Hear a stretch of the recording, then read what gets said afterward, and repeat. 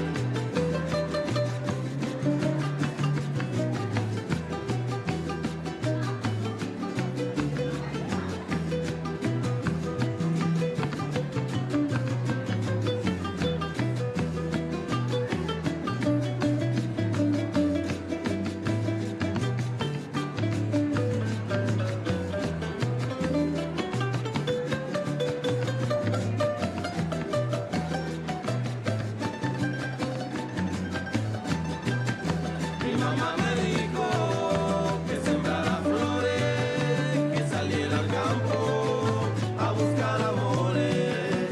Mi mamá me dijo que sembrara flores, que saliera al campo a buscar amores.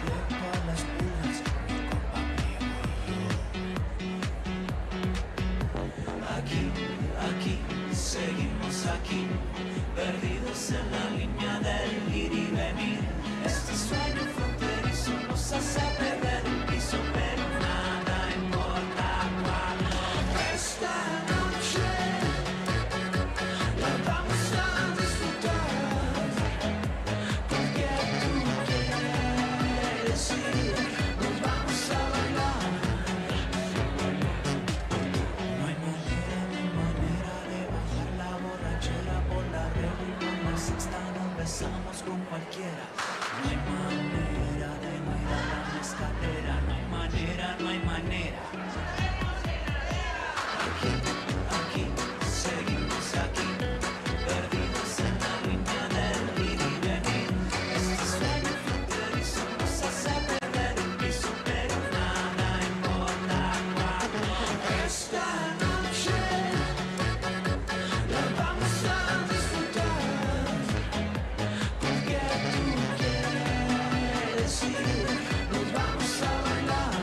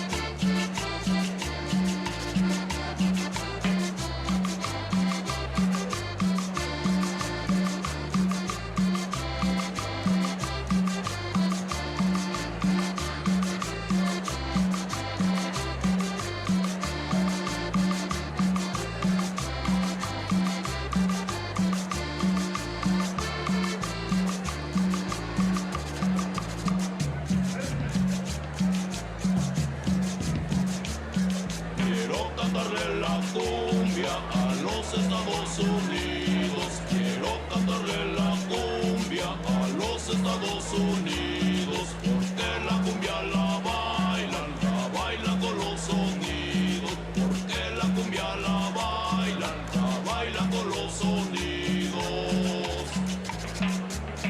La bailan allá en Chicago, la bailan en Nueva York, la bailan allá en Atlanta, Los Ángeles, California, la bailan allá en Chicago, la bailan en Nueva York, en San José, California, en el estado de Georgia.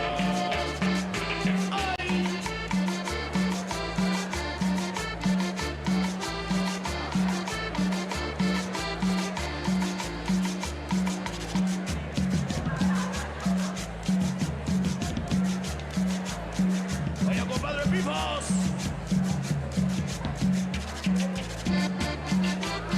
Ese acordeón.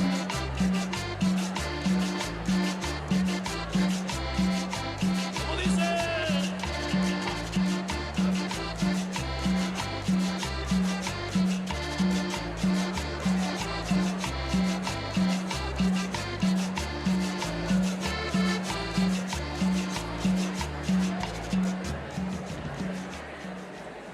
Welcome to the Harris Theater for Music and Dance. The performance is about to begin.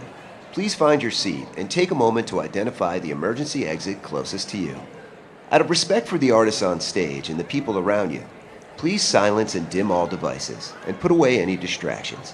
While recording and flash photography are prohibited, enjoying this live performance is not, and we welcome you to experience the performance in a way that feels authentic to you. The Harris Theater is a non-profit and home to 30 local resident companies. To find out more, including our mission, the history of the traditional homelands where the theater resides, and our upcoming events, please visit harristheatrechicago.org. Thank you for joining us at the Harris Theater, Chicago's home for music and dance.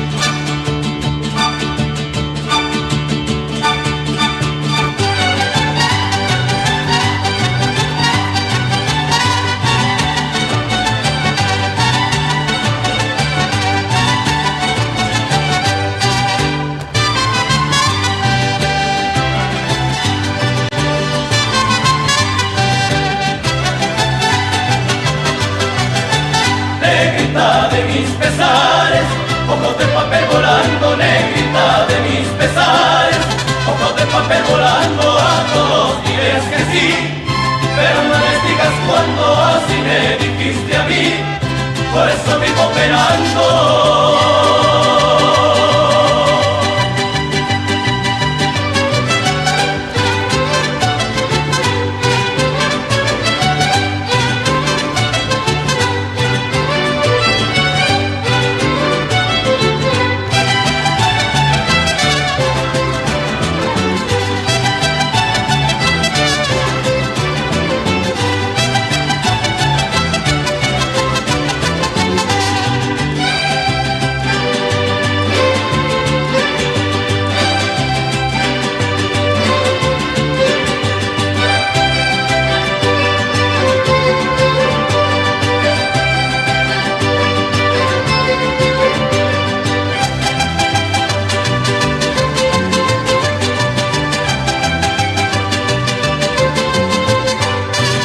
Me traes a mi negra que la quiero ver aquí, con su rebozo de seda que le traje de Tepic. Cuando me traes a mi negra que la quiero ver aquí, con su rebozo de seda que le traje de Tepic.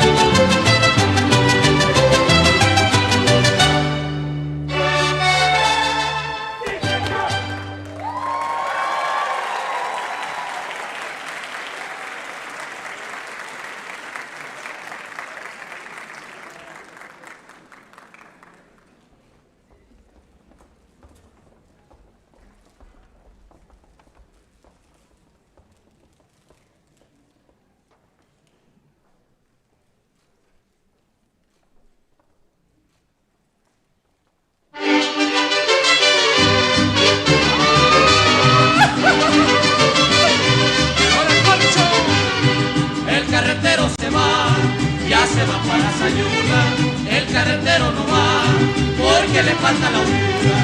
El carretero se va, ya se va para Sayula. El carretero no va, porque le falta la hondura, señor carretero. Le vengo a avisar, esos animales se iban a ahogar, unos en la arena, otros en la mar. Señor carretero, le vengo a avisar, señor carretero. Le vengo a avisar, esos animales se iban a ahogar, unos en la arena, otros en la mar. Señor carretero, le vengo a avisar, por ahí va la rueda, déjenla rodar, porque la carreta no puede llegar. Por ahí va la rueda, déjenla rodar, porque la carreta no puede llegar.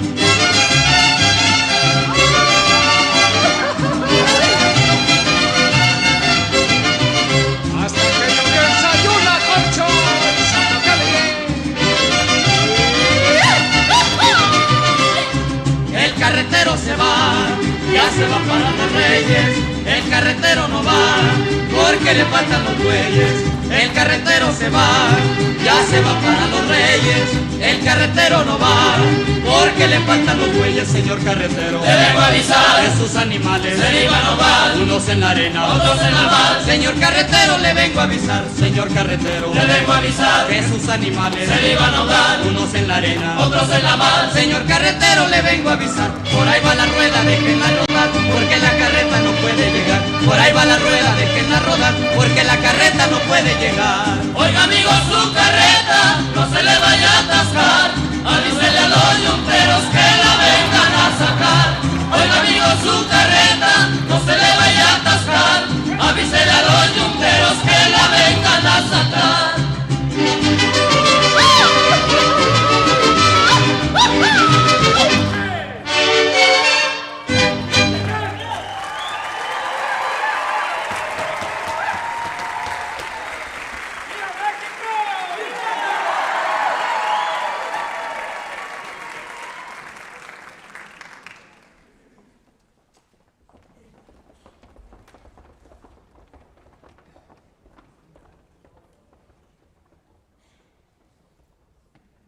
Give it up for Roberto Palacios, Tradición y Gallardía and Ballet Folklórico de Chicago. Incredible. Welcome to Latinos Progresando's 13th annual MEX Talks. Woo indeed. My name is Jorge Silva. Thank you. Thank you. I am thrilled to be returning to MEX Talks stage as your host for the third time. Latinos Progresando has truly created something unique in MEX Talks. This amazing space where we can come together as Mexicanos to share in our culture, our identity, our fuerza mexicana. On behalf of Latinos Progresando, I want to thank all of you for being here. And thank you to everyone out there tuning in to the live stream of Latinos Progresando's YouTube channel. Here in the audience and at home, you can access Spanish language subtitles using this QR code. Aquí en el teatro y en casa pueden acceder a los subtítulos en español usando ese código QR. Here in the theater, you'll have a number of QR codes up throughout the program. You may recall you went down a few stories to come in here. To make sure you don't miss a thing, take a second to connect to the Harris Theater Wi-Fi. Tonight's event is available digitally with, you guessed it, another QR code. Check that out to learn more about the speakers, performers, and sponsors making tonight possible. The program also includes a link to a really incredible report called Fuerza Mexicana, the past, present, and power of Mexicans in Chicagoland. It's no coincidence that tonight's theme is Fuerza Mexicana. This report, which Latinos Progresandos commissioned in 2024, alongside 5 other Mexican-led organizations, examines where we are as Mexicanos. The research was conducted by UIC's Great Cities Institute, and it reveals so much. For instance, did you know that Mexicans first appeared in Chicago in the 1850 census? How about that 1 in 5 people in Chicagoland identify as Mexican?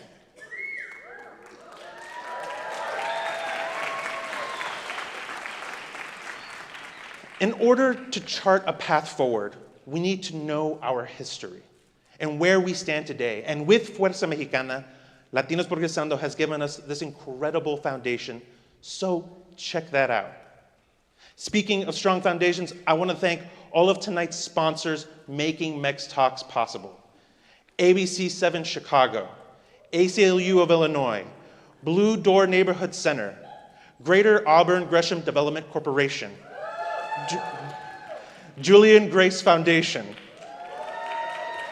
Marquette Bank, National Museum of Mexican Art, Valdez and Willem LLP, and oh, so many more.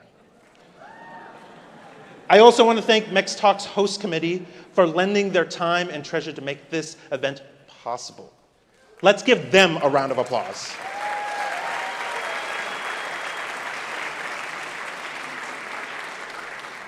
Be a part of the conversation on social media using hashtags MEXTalks.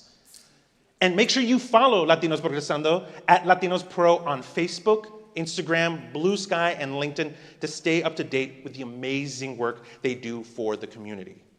On Mondays, they post clips of past MEX Talks speakers in their weekly MEX Talks Monday series, where you can relive all kinds of MEX Talks moments all year long. All of tonight's talks will be posted on Latinos Progresando's YouTube channel. In fact, you can find videos of every MEX Talks since 2013 on YouTube, including one by yours truly from MEX Talks 2018. Thank you. Thank you. This evening, we have the unique privilege of hearing from 5 distinct voices, representing a broad range of experiences and ideas, because that's what MEX Talks is all about. Now, I have the distinct pleasure of introducing tonight's first speaker, Carlos Montoya. Carlos Montoya is the Chief Executive Officer and Chairman of Ion Digital Corp, and a business and investment banking executive with over 35 years of experience in commercial real estate, mineral resources, financial technology, and digital asset ecosystems. A graduate of Loyola University Chicago and the Stonier Graduate School of Banking, Carlos has served in leadership roles in higher education and civic and cultural institutions, including 2 terms as chairman of Illinois' Property Tax Appeals Board. On top of all of that, he's a U.S. Coast Guard veteran. Put your hands together for Carlos Montoya. Good. Okay, I'm going to assume I'm mic'd up. Just got off a plane from Miami, so I'm a little bit hoarse. So, how many people have spent quality time in Elk Gardens? All right. So, in my younger days, another one over here. 3, okay. So, I was a repo man for many years before I became like a banker, right? So, my job on Fridays was to go pick up cars or pick up money. So it's an interesting story because I had to go to Elk Gardens where my client owned Elk Liquors and Elk Laundromat and Elk Food and Liquor. But the point is, I went in the store, and every time I got out of my car to break through the parking lot, I sort of walked in like this. I didn't have nothing, right? But it cleared a path. And I said, "Where's Shaker?" And he goes, "Well, he took off, but he left a 2-way radio for you." And I said, 2-way radio? This is a little bit before everybody had a cell phone, right? Only certain people, cool people, had a cell phone back in the day. But I said to the cashier, I said, "So where's Sammy?" He goes, "Well, they went on vacation together." I said, "Well, get him on the phone because Shaker owes me 3 payments and Sammy owes me 4. And so they get Shaker on the phone. It's a 2-way Nextel. Anybody remember Nextels? And so I'm sitting there in the liquor store, right, with people buzzing in, and Shaker comes out. "Hey," I said, "Shaker, I can hardly hear you. What's all the pounding?" He goes, "Oh, no, I'm going to pay you. I go, "Are you banging on a wall or what?" I said, "Where's Sammy? Is he with you?" And he said, "Yeah, he's right here. You want to talk to him?" And it gets louder when he hands the phone to Sammy. And I said, "Where are you guys?" And so, "Well, we're in the Bekoff Valley. We're shooting, we're in a war." And so I'm on a tank, and Sammy's my gunner. And I said, "Look, you need to give me my payments, even if I have to come and get them." And so they Western Union them to me. So it was a long time ago, but I thought I'd start that story because I didn't start in banking in a boardroom. I believe strongly in the power of the boardroom, but I've been through some tough spots, and that was enough to make me, the chief lending officer by 26 and the CEO by probably 32 or 34. Willingness to work, right? Willingness to take risks and the willingness to look for the reward and all that. But now I've been in banking Over 35 years in banking, I built banks, I built institutions, and I built corporations right here in this city. And I believe that Latinos belong in the boardroom, in the corner office, and in any space where decisions are being made about our future.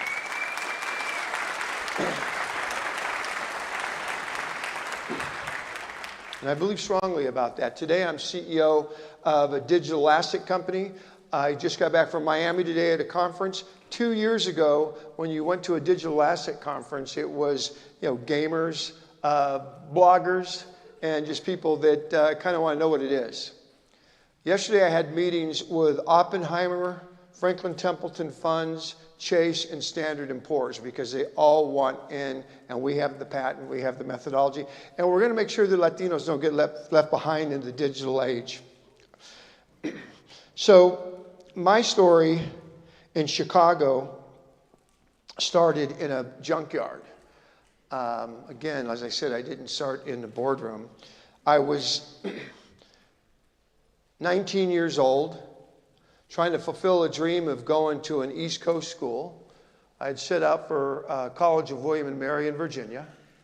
I left Northern California, where I live. Didn't even tell my parents because they would probably have gone crazy because my car was 30 years old at the time. And somewhere along the line, a hydraulic line busted a brake line. And I had no idea that had happened, except for I was going over the Mississippi Bridge at about midnight. And I'm thinking, that's the Mississippi Bridge, or river, and the bridge is very steep. So I started to brake, and I had no brakes. I had no brakes at all. And so in those old cars, you could pull a handbrake and sort of stop. But it coasted through about 5 miles of cornfield and got out. There was nothing to see because it was pitch black. The next morning,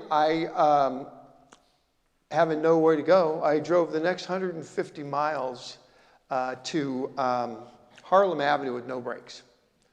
I don't know how I did it, but by the grace of God, I did that. And the guy was so incredulous. First he told me, you're not going to get a part for that car because over 10 years here they rust. Back in the day, all the cars rusted, right? Now they make them of different materials and different sealants. They don't rust like they used to. So he was so sort of excited about the story. He said, where's your car? And I said, well, it's down the road. And he said, here's my keys. You can go bring it into the yard, and tomorrow you can look for the part. And he says, but you're going to have to lock yourself in. If you want it, it's yours right there on Loomis Avenue by the river. And he said, the Dobermans are named Jake and Michelob. So I actually slept in the junkyard for 2 days with 2 Doberman pinschers. And I obviously had a lot of time to think about it. Starry sky, on top of the car, not sure if I could get down to do things you got to do. It was all black and muddy anyway, on the Chicago River, which was just a cesspool, just down the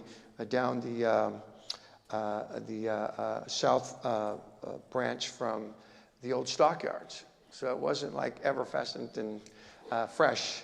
But in any event, I landed in Chicago. I didn't know anybody, but I knew myself. And I knew that I would have to make this work somehow, some way. So I set my eyes on, or my sights on my next plan, and I ended up taking a bus downtown. I didn't trust my car. I'd fixed it, but it still seemed the brakes were kind of weak.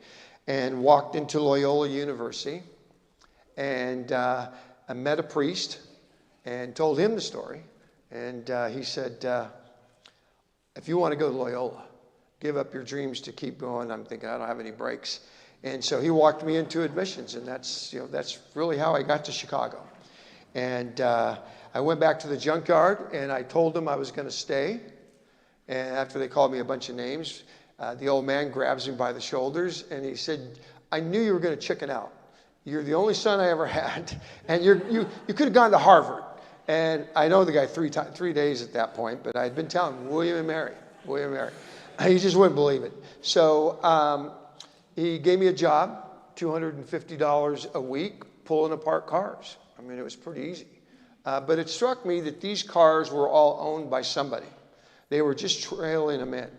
And it became clear that these were unemployed people, people who didn't have money, people who couldn't make the payments, and the finance company or the bank was just bringing them in, tearing them up, and the owner would get no credit for it. Now they're out of a car, they're unemployed, they can't do anything about transportation to go try to find another job. So I followed the tow truck drivers out to a bank on the south side and had a conversation with the president of Steel City National Bank on 92nd and Commercial. That's 3200 East. A lot of people didn't even know at that time that they thought that was in the middle of the lake, right? But it's an entire community, and one of the oldest Mexican-American communities in Chicago.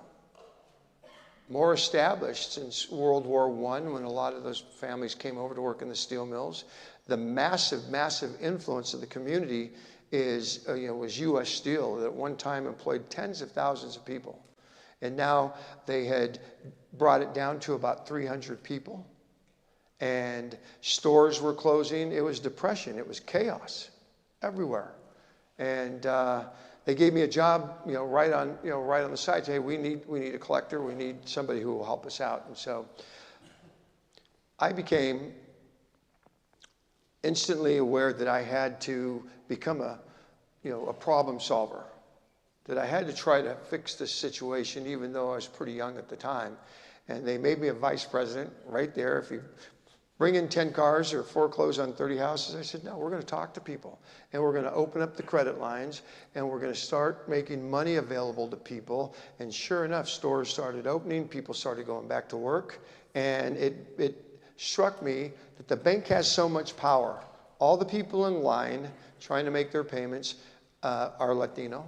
And most of the people who are manning the desk or staffing them are not. And I said, one day I'm going to do something about this. And so ultimately, we righted the bank. We started buying other banks. And I ultimately became the CEO. We took what was $25 to $50 million in assets and built a trajectory to over $2 billion. And thank you. But it struck me that wasn't enough for me. There's no way. I drove with no brakes from the Mississippi Bridge, slept with Dobermans, hit Elk Geld Gardens and Stateway Gardens too, and a lot of other places.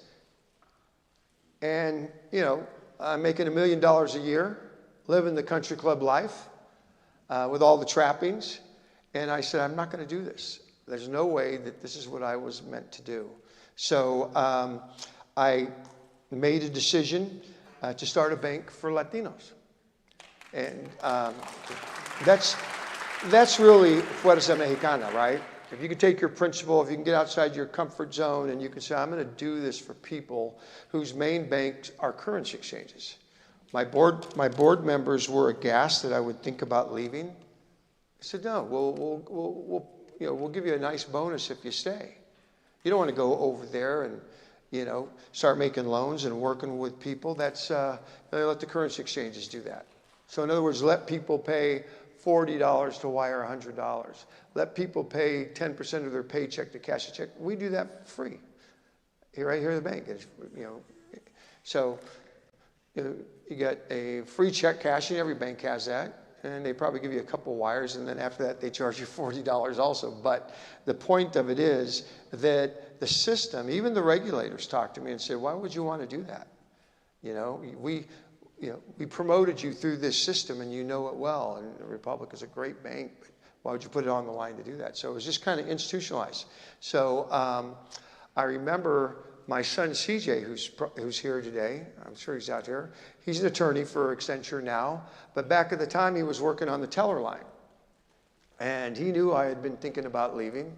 And I called him into the office, and I said, "You got to listen to this." He goes, "You still thinking about leaving?" And I go, "I don't know. They're up to $4 million right now." And so I said, "Let me make one more call." They offered me $5 million to stay. And I knew he was going to be an attorney because he goes, that's interesting. Okay, what do we do with that offer? He didn't say, take it, take it, take it. I'm reminded of the epic character from Fridays, Big Worm, right? And it was like, it's the principality of the situation, right? So it was time to move on. And, I held tight to my principles that you got to treat people right. If all of us are making $1 million and the customers and the clients are struggling, I'm willing to jump outside of my comfort zone and get these things done. So it was a good time. But you're talking about a guy who started making, $250 a week at the junkyard, going to class every night at Loyola, which I never expected to go there, but I ended up spending like 15 years on the board and, going to Rome and running their capital assets committee and helping to build the Quinlan Business School and helping to build a campus in Rome and helping to build a translational lab out at Maywood for the medical center. But these are all things that just happened by being willing to take risks, to leave home, to go see what's out there. What's on the other side of the mountain? And are you willing to do this? And ultimately your entire life changes. And by the grace of God, it's been good. It's been good. So again, people that believed in me that didn't even know me, like the junkyard guy, Jesse, had his Dobermans watching me, but he believed in me. The priest, kind of a Rudy Rudiker moment in the chapel. Hey, maybe this is where you're supposed to be. Don't take off.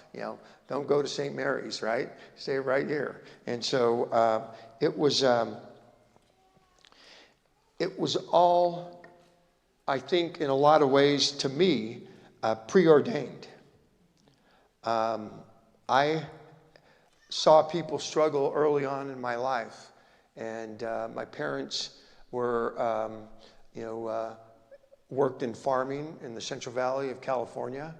My dad's family had come from New Mexico, where they had lost thousands of acres that went fallow on them, and it was kind of like the grapes of wrath, right? The Jehodas sleeping under their cars, going to pick cotton and going to pick grapes and strawberries. My mom's family, they were wealthier. They were the ranchers. They had the new cars. They had the restaurants, and they were Lebanese. So I got that sort of juxtaposition of the struggling farm worker and the merchant banking. And I kind of put two and two together. My compassion and empathy are for those left behind, for those who struggle, those who are treated disparately. But my mind tells me that power comes from economic conditions. Your ability to fund, feed your family, to keep your home, to develop a business and execute on it. You ultimately have to find something other than a 9-to-5 job. No one works 9 to 5 anymore with their cell phones. We're all 24/7, right? But at that time, I realized that the risk and the reward are worth it to me if you can do it reasonably, manage it with sort of cohesion, and again, keep your faith. God in your life kind of compels you to serve. Through his son, we learn, compassion and empathy. And so I had the ability to make money.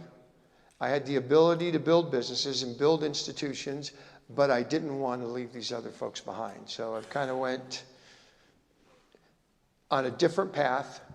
And when I look back at the people who helped me, the priest, the junkyard guy, the Dobermans who didn't attack me, the decision to stay and make a home here, have all been part of my own outcome, which to me is sort of defines Fuerza Mexicana. If I had went with my less compassionate Lebanese folks who were, how much you make today? Where's the money? What are you building? What do you got under your mattress? And the Latino or Mexicano side, which is more, hey, there's food for everybody. Everybody, is at the table, taken care of. The bills are paid. And there's great entrepreneur Latino families for sure. My own in-laws and folks like that have built enormous platforms and businesses by sort of finding that middle, but they had limited starts also. So to me, again, the theme of the evening, Fuerza Mexicano, or Mexicana, it's about choosing principle over comfort. There's a lot of things that, everybody makes $1 million, has to move to Hinsdale or has to move to Naperville, did all that, but it wasn't satisfying to me. It wasn't gripping enough to me. There's more to life than just that accumulation. So today, we're having fun at a new business, and it's publicly traded, 60% Latino owned, and in the digital age, with our patents and with our digital infrastructure, we're not going to leave any of the faces behind, those faces that I saw near those steel mills, those faces that I saw in some of those depressed communities. So that's my story, and I appreciate very much this evening you listening to me. Thank you.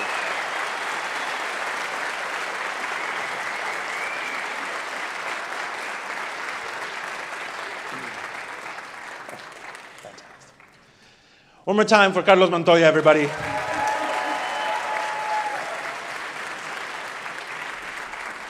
Thank you for that reminder, Carlos, to remain empathetic and compassionate. Up next is Mayra Macias. Mayra is a political consultant, having served as the executive director of Building Back Together, as well as the Latino Victory Fund.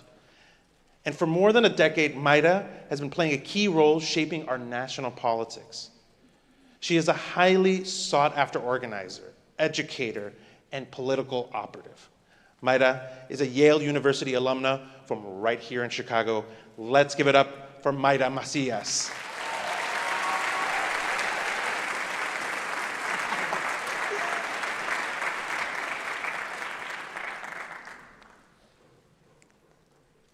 Dicen que la música se hereda, pero así como se hereda la alegría, tal vez también se hereda la tristeza, el abandono, el desespero. You were only 7 when your mother died, left to fend for yourself, you, your father's keeper, away from family, away from your blood, away from civilization. A child made to tend to a broken adult begets broken pieces of a human. Perhaps that's why you're a nomad.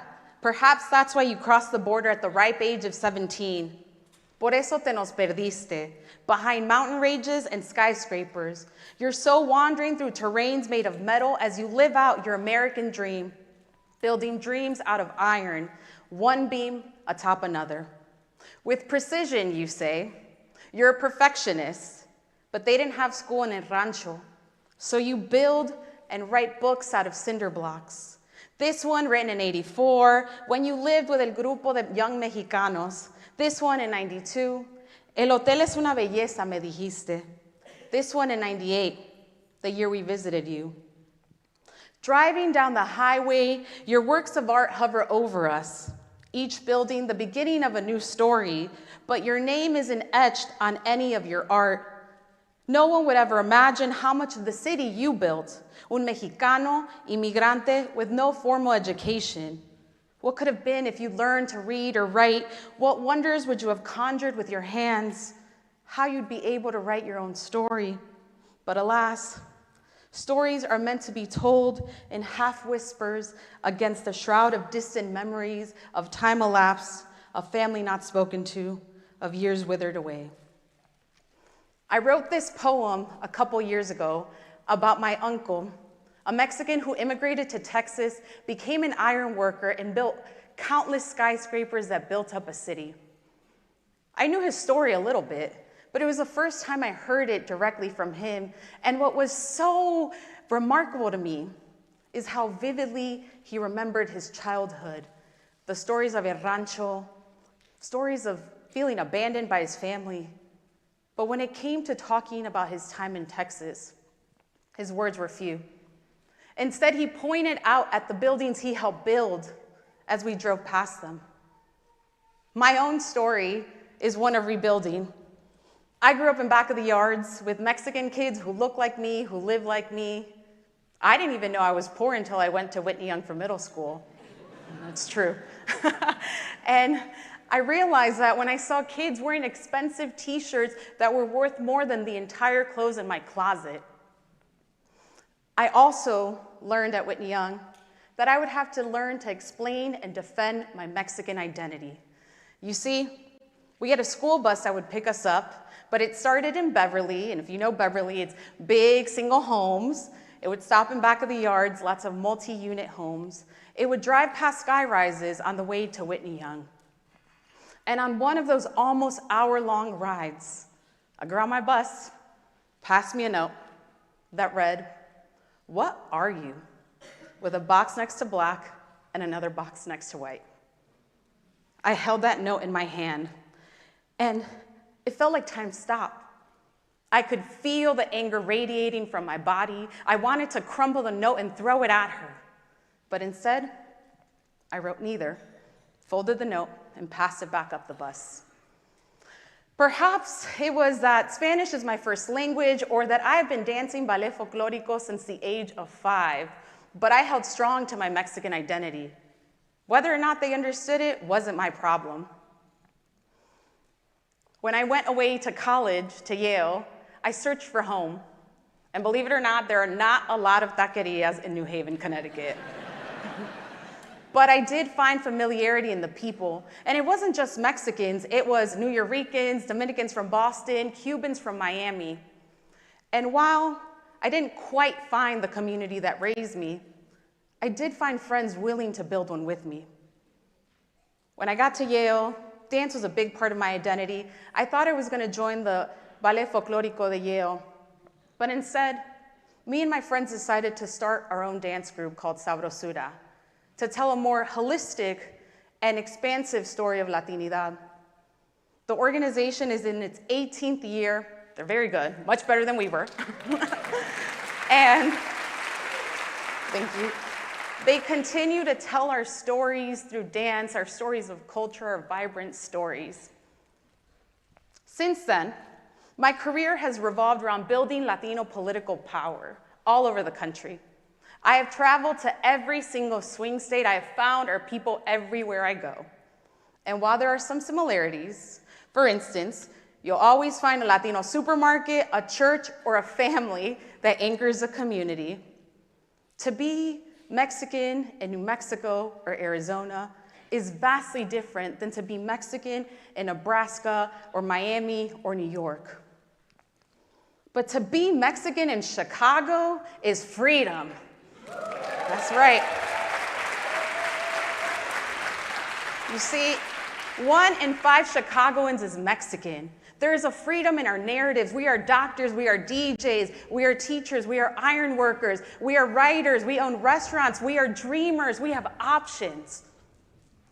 But to be a Mexican in Chicago is also responsibility.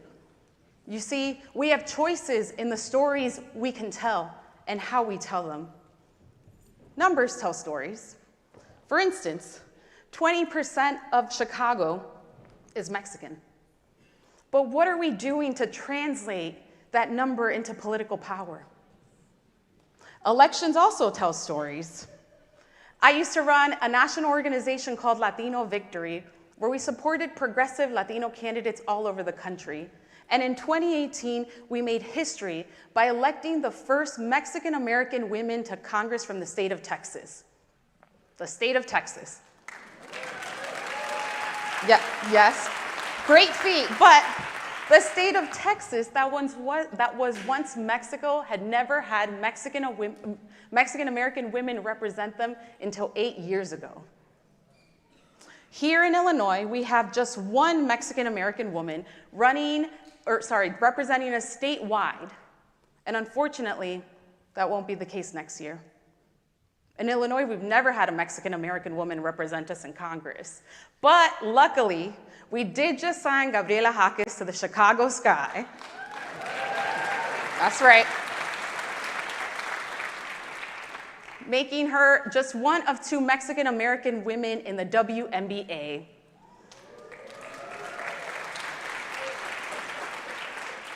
For me, it took leaving home to realize just how special, how rare my community was. Back of the Yards teaches you grit really early on, but it also made me a forever optimist. You see, there was no idea too big or wild that my community wasn't ready to say, what do we do? Whether it was hosting an open mic or in the church rectory or launching a toy drive for Las Posadas, my community never said no. They asked how.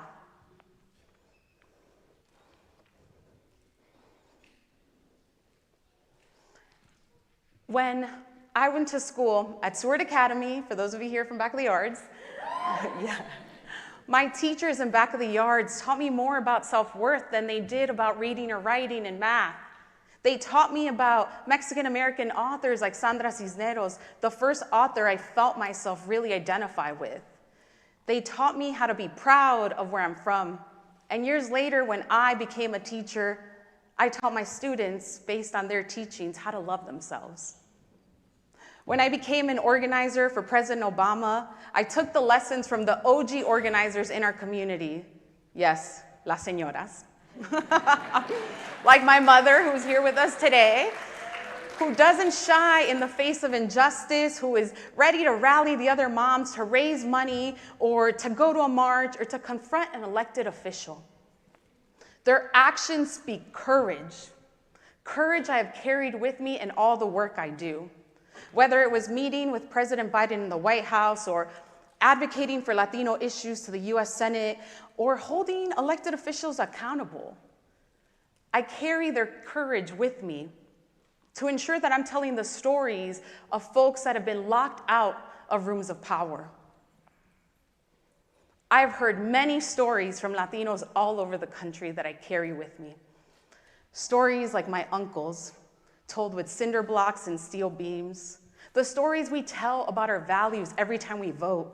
The stories we tell about courage through our actions, what we do and how we build. And while my uncle told his story with steel beams, there are folks in our community that build with policy, build with art, build with movement, build with care. And some of us build with our voices, insisting that our stories are heard in full, not half whispers. So I end this conversation with you all today with a question. What are we building? And how do we ensure that our stories continue to be told? Thank you.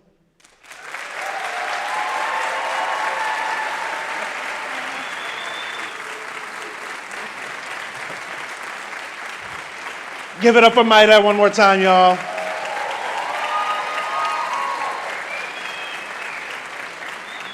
I look forward to being a part of a Maida Macias movement. Before I bring up our next speaker, I would like to recognize a few groups in the house with us tonight. For the first time, LP opened up the opportunity for corporate employee resource groups known as ERGs to join as event sponsors. And we have our first two groups represented in the audience. Let's give a round of applause to Morningstar and KPMG. Thank you.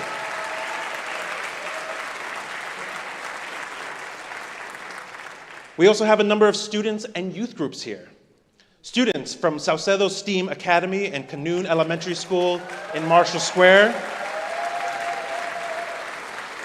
Youth in programs supported by LISC Chicago. Students from Keeneyville School District all the way from Hanover Park.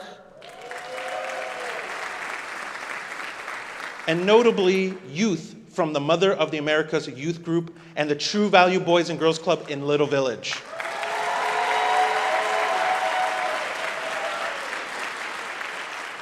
All of whom are here in support of our next speaker.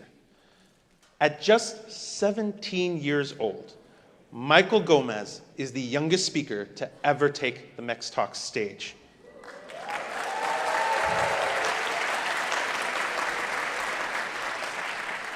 In addition to being student body president of his school, in 2025, Michael was named the Boys and Girls Club of Chicago Youth of the Year. Michael enjoys playing biking, playing volleyball, chess club, and playing video games with his friends. Michael's a senior at Garcia High School and getting ready to graduate in June, but I'll let him tell you about his plans for next year himself. Let's give him a warm welcome, Michael Gomez.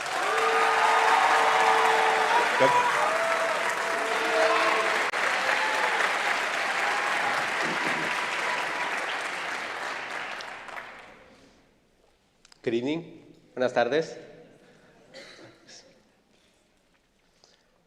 Después de la escuela, recoges a tus hermanos, are the same words that I heard from the 3rd grade all the way to the 9th grade. Picture a chubby, almost 10-year-old boy holding an even younger, skinnier, sillier kid, my younger brother, trying to cross the street safely just to get home. Although this small gesture was irksome to me, it meant a great deal for my mother. Since a kid, she has always been making tough decisions and making sacrifices. My mom was an immigrant single mother working hard to provide for my family. The struggle of poverty was something we struggled with, and she was fighting the battle. When I was younger, we moved house to house a lot. The struggle was real. It felt like we never truly belonged to a community, until we moved into Little Village. In Little Village, she felt a sense of belonging, like she was in her hometown, El DF, La Capital. The bright red, white, green flags, the smell of food, and the loud, active community all around. We had finally found something that resembled what we called home. Although we were finally an accepting community, there were still hardships that my mother and I faced. Deep conversations about the harsh reality we faced made me want to strive to do good, and it brought hunger to do my best, to be someone very knowledgeable, all while helping others along the way. I started joining communities such as the Boys and Girls Club of Chicago, which lived down the block from where I was. I have been a part of the Boys and Girls Club for over 10 years and was nominated to be the Youth of the Year by them last year, 2025.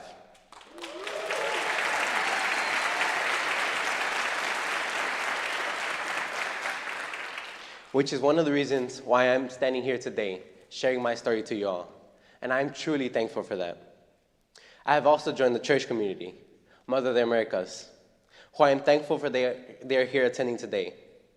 I have been attending Mother of the Americas for over 5 years, where I'm not only an altar server, serving my community, but I also serve my Lord and Savior, Jesus Christ.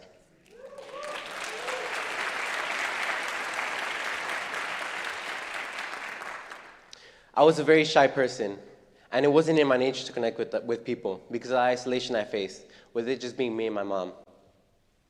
High school was the start of a new chapter for me. I poured my body and soul into doing well in school. Sleepless, late-night studying, and dedication in school, all to be able to be the first generation high school graduate and attend college, something she didn't have the opportunity to do. My mom and my siblings made me want to strive to work hard, just like she did, and to lead by example. I wanted to do good in high school and start to experience what the Garcia High School community had in store for me. I slowly started to join clubs and programs at school, such as the Student Council, the Chess Club, volleyball, and I was even inducted into the National Honor Society, from which I was invited to because of my outstanding grades.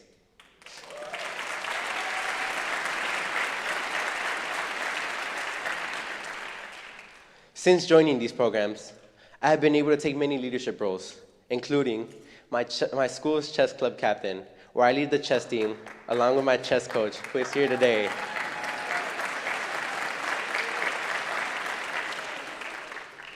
We have went to many state competitions and even national championships, traveling all around the US, including Washington, D.C., Baltimore, Maryland, and Orlando, Florida.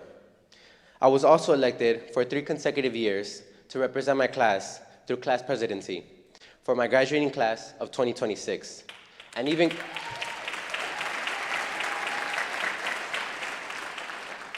currently hold the position of student body president.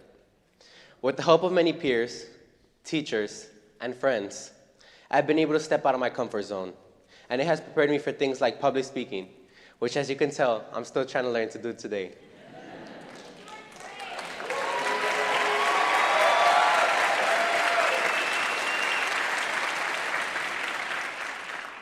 I myself have made my own small sacrifices for not only my future, but for my family, especially my mom.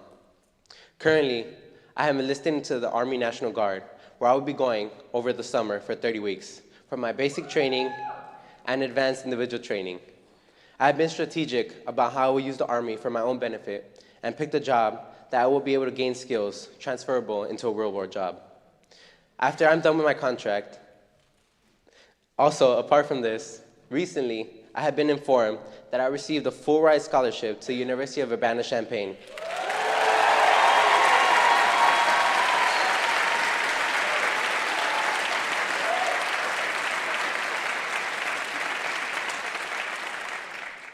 And for 4 years, I will be attending the Geese College of Business in the fall of 2027.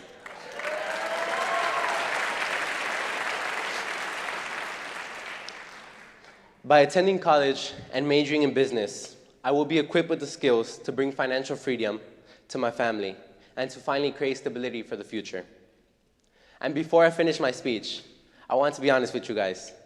When I was first creating my speech and listening to all these marvelous and unique speakers I have alongside me today, I was a bit discouraged, listening to everybody talk about how they had everything figured out, the different things they have done.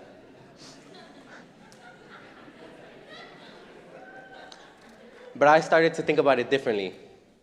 I started to think about how much I still have left to accomplish. I have so much to write about, and still a lot to do. I also thought about the different sacrifices, not only they made, but other people made for them, just as my mother did to me. Sacrifice. That is how Fuerza Mexicana means to me. What sacrifices are you willing to make to achieve what the future holds for you? Thank you.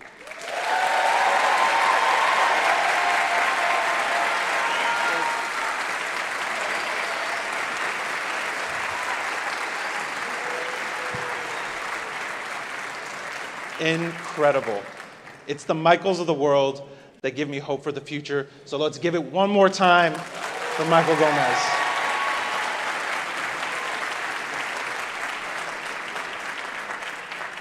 I'm getting emotional. This is one of the many reasons I love Latinos Progresando. Latinos Progresando saw the need for a platform developed by Mexicanos for Mexicanos to talk about the issues that matter most to Mexicanos. So they developed MEX Talks. That's grown from a 60-person event in a lecture hall to where we are today.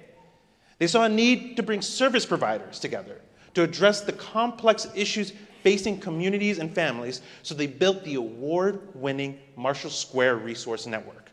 And that's grown, yes! And that's grown from 3 to more than 60 partners.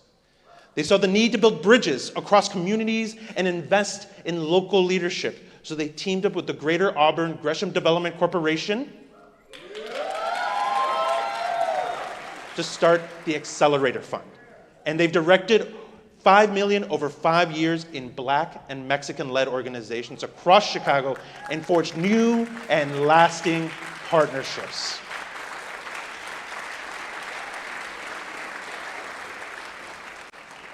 You see where I'm going with this? Latinos Progresando sees what needs to be done, and they step up to make it happen.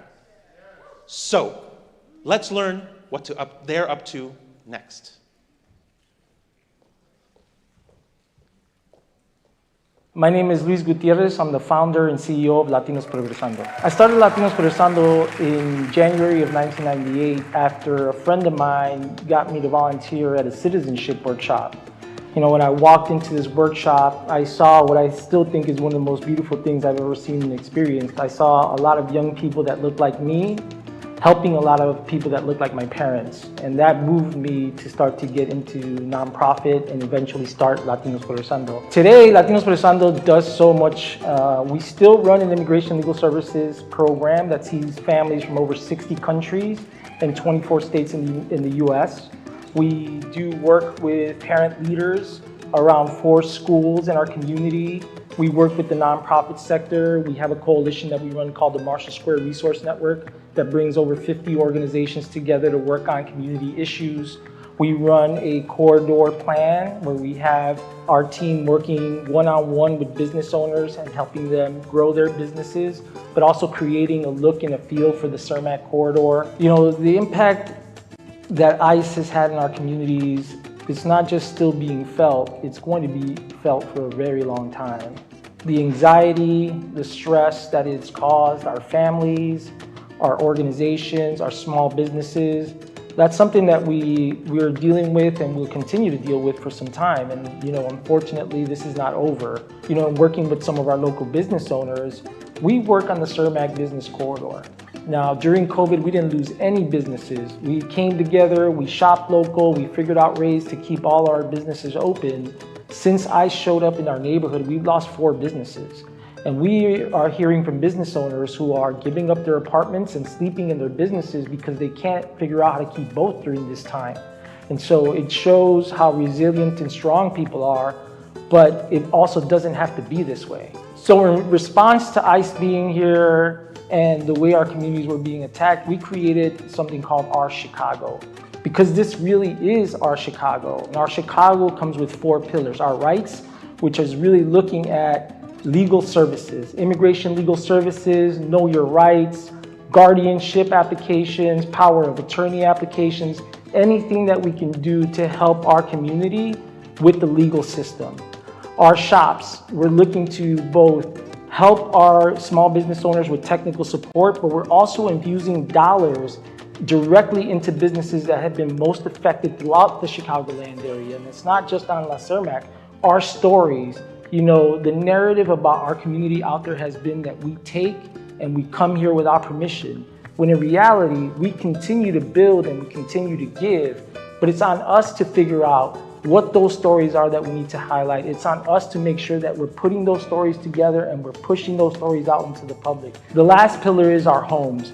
And this is really about helping families directly. And so this is about working with organizations on food distribution, mental health services, working through issues of domestic violence, and most importantly, making sure that the families that are most in need are getting the support that they need from us, including direct financial assistance to those who are most affected by what's going on today.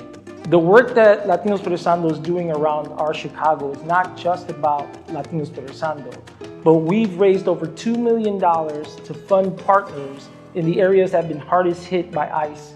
And so that takes you into almost every neighborhood in the city of Chicago, as well as the suburbs. And so we have partners in Cicero and Elgin, Back of the Yard, South Chicago, Belmont Cragen, that we are helping to fund so that we are responding to the issue of ICE collectively and not just as one organization. So what's at stake right now for us?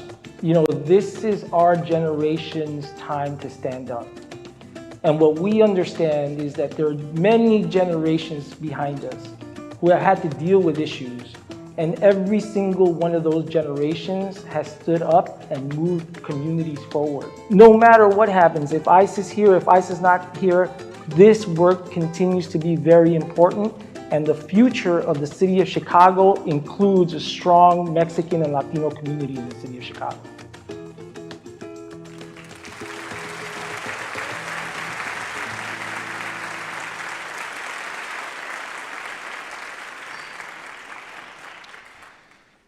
To thousands of people, including so many of us here tonight, Latinos Progresando has been the difference, and now it's our turn to make an impact on LP.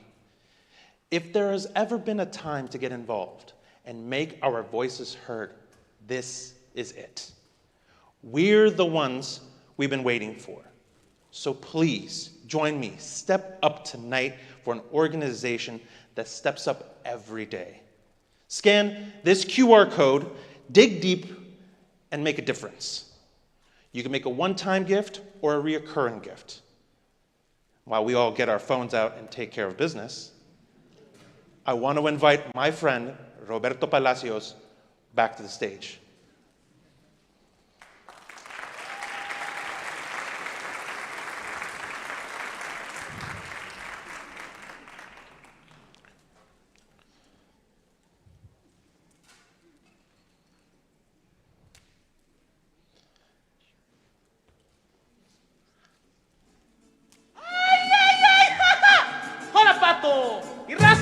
rico a la chinchita. Acuérdate de Pueblo Nuevo.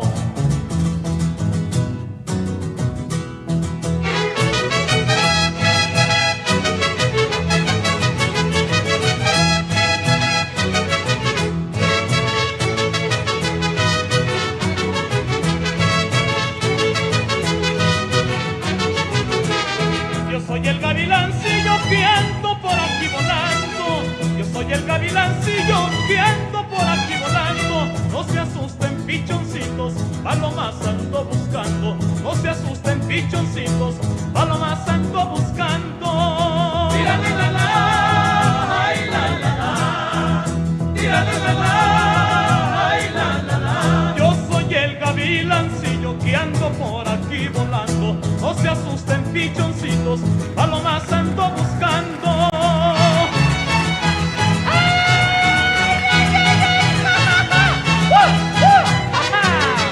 ¡Puro Jalisco!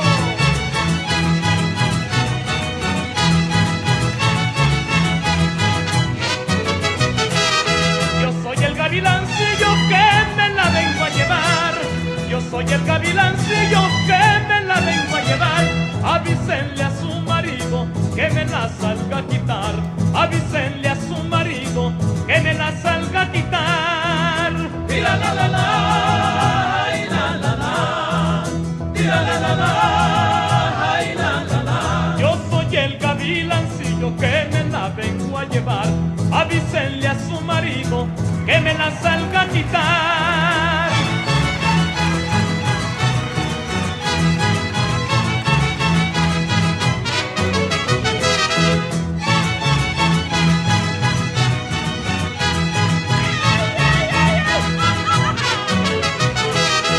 Soy el gavilancillo que ando por la nopalera. Yo soy el gavilancillo que ando por la nopalera. A ver si puedo agarrar a una paloma habanera. A ver si puedo agarrar a una paloma habanera. Tira la la la, ay la la la. Tira la la la, ay la la la. Yo soy el gavilancillo que ando por la nopalera. A ver si puedo agarrar a una paloma habanera. ¡Ay, ay!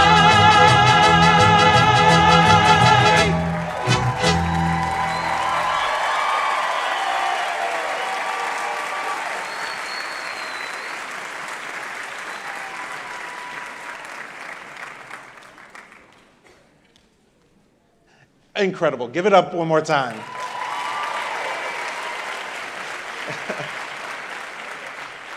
Sandra Marquez said this off stage a second ago, and I felt like it right now again. I was like, I feel like I missed my calling.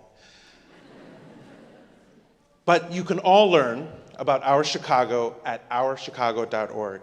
You can also find the link in our digital program. And if all of this wasn't enough, LP is also gearing up to bring you the second installment of MEX Ayuno, Chicago's Mexican Independence Day breakfast. And I know many of you were there at the inaugural event last year.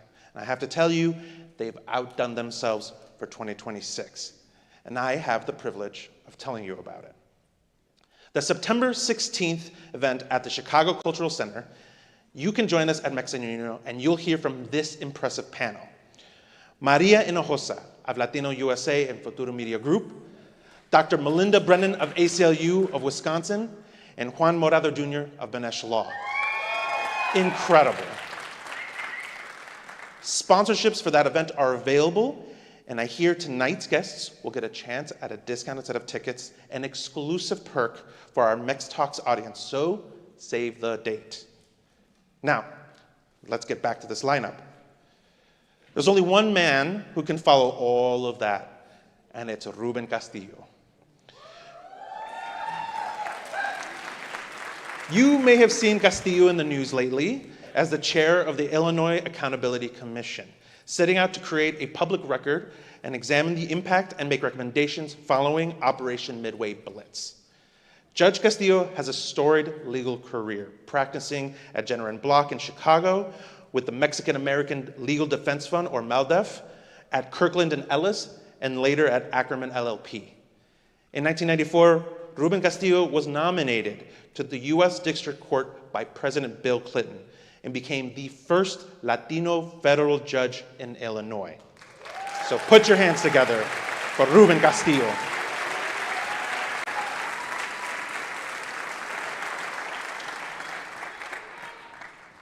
Buenas noches, Chicago.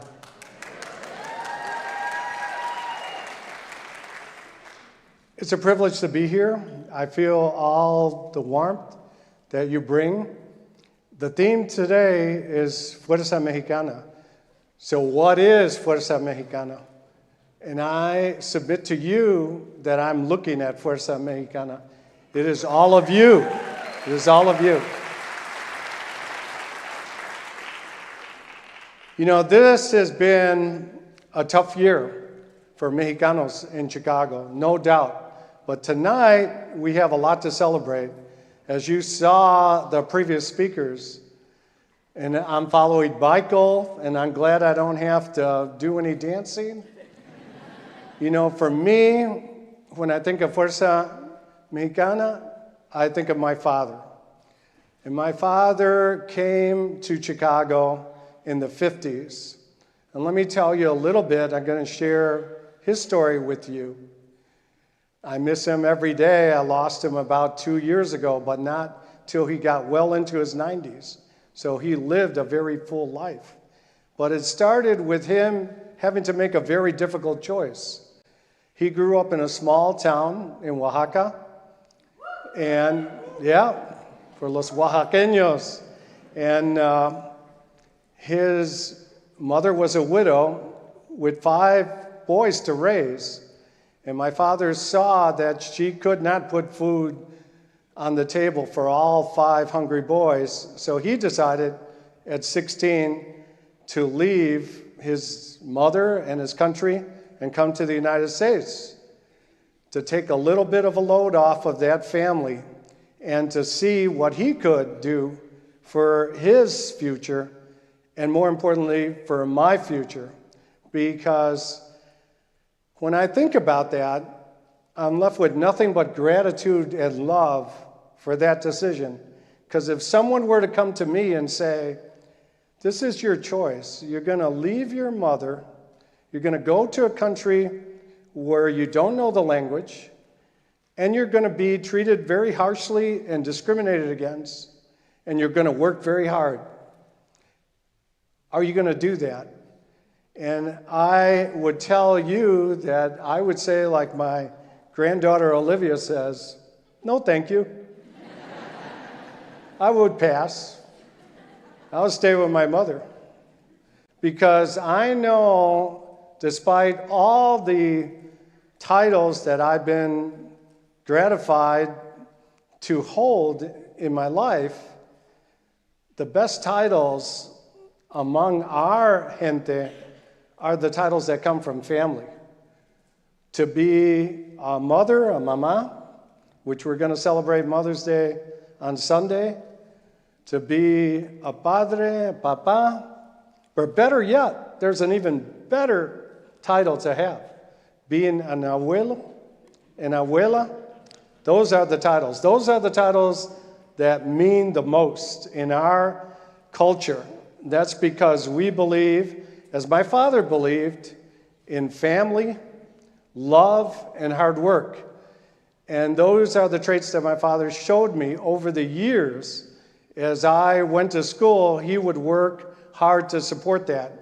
And he would always say, con ganas, hijo, con ganas. If you were going to do a job, you were going to do it with everything you had, or you weren't going to do it. You had to apply yourself. So if I had any advice to give to young people is, as you saw, Michael has applied himself tremendously and is making great advances. So I know our future is great. And with all our speakers, they've applied themselves and they've followed my dad's good advice. But, you know, when I think of my father attending different ceremonies where I was the beneficiary, when I became a federal prosecutor, or when I went to Maldev, or when I was sworn in as a district court judge, or better than that, sworn in as the chief judge in Chicago, or at the Supreme Court, sworn in to a commission called the United States Sentencing Commission as the first Latino. When I would look, thank you. When I would look at him at those ceremonies, and I would see in his eyes pride, or as we say in Spanish, orgullo.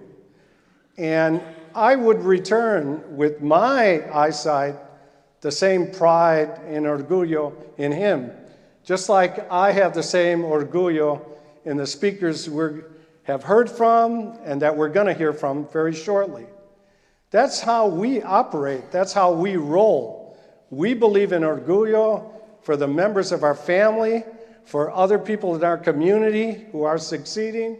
I will tell you that when I would preside over trials and we would pick a jury and I would have a Latino or Latina among that jury pool, they would look up at me on the bench and I could see the orgullo in their eyes, but I in turn returned it to them because I was just as proud of them serving on that jury.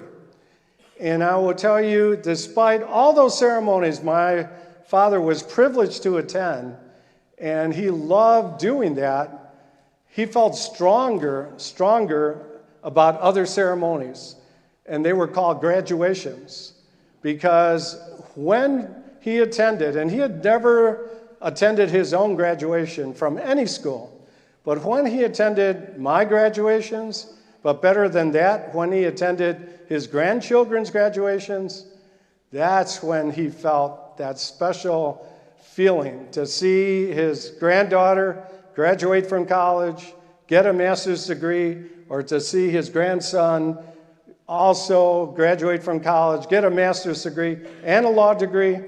That's when he was the happiest. But he believed in education like you wouldn't believe. So I'm just going to share two stories that will bring that home. One was when I was a young man trying to help him fix his car. And I will tell you, my father had mechanical skills that somehow passed my generation. I have none. So he asked me for a certain tool, and I got him the wrong tool. And he was very patient with me. He would always say, "Paciencia, hijo." But he looked at me and he said, "Mira, sube a la casa y ponte a estudiar." And I would be like, "¿Qué hice? ¿Qué hice?" He was like, "You study hard, because one day, you're going to pay someone a lot of money to fix your cars." And I went up those stairs, and we had a little second-floor apartment on Hubbard Street by Grand and Ashland. And I just went up the stairs shaking my head, but I didn't say anything to my dad because I knew better. He had to show respect. But I thought to myself, what is he talking about? I'm just going to call him. And up until I was 60-something years old, I would call him and he would fix all the things that broke down because that's how good he was.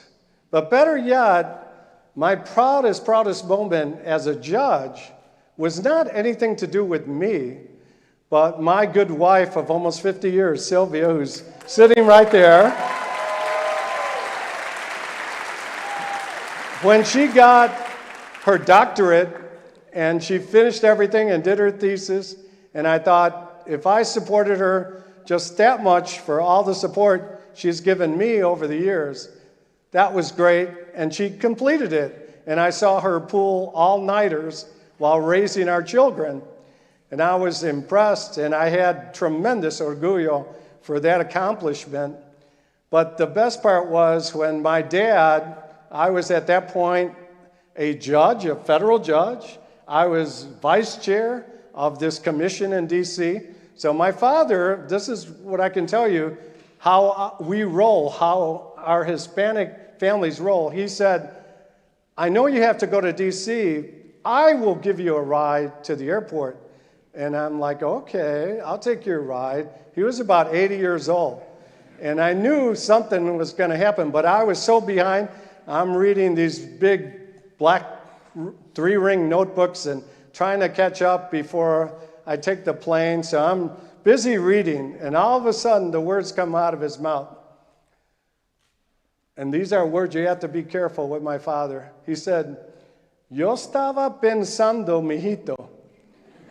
And as soon as he said that, I put down the book and I said, "Sí, dime." And he says, "Well, you know, Sylvia got her doctorate degree." And I said, "Yes." He says, "Maybe you should go back to school and get your doctorate degree." And I will tell you, I felt like throwing myself out of that car. I felt like telling them, "But I'm a federal judge. I'm the vice chair of this commission. How could you?" But all I could say is, "But papi, a Juris Doctorate," that's a law degree, for those who don't know, is a doctorate degree. And you know what he said? He said the same thing that he would say when he would ask me legal questions that he did not like the answer to. He said, "I don't know if that's right, mijito." That's a true story, true story, true story. But that was my dad. But you know, this is the strength of our community, and I think we showed it this year, you know, because we all stick together. And I like to think that even when the airport regulations changed, it had something to do with the way Latino families roll. Because you know what I'm talking about? I'm really going to date myself. Because before there was all this security, TSA, there would be 10 people that would go to O'Hare to drop off one person. And the person at the counter would say, "How many people are we checking in?" And they would say, "Uno, uno." And the rest of you, "Oh, we just came to say goodbye. We just came to say," or better yet, when the person would arrive, there would be 10 people waiting for him. But that's how we are. That is our strength. When you hire one of us, you're hiring a whole family that you don't even know about. I'm telling you a story about how my father was giving me a ride. You know, I saved the government taxi money, unbeknownst to them. That is the strength. And I saw that this year because, you know, a certain people that lives at the White House decided to declare war on Chicago. And he sent thugs in that I never thought we would see, federal agents doing all kinds of things, killing poor Mr. Villegas Gonzalez, shooting Marimar Martinez, tear gassing children, police officers, anybody. And just this past week, I saw Marimar Martinez come in before our commission and testify. And my God, you talk about orgullo.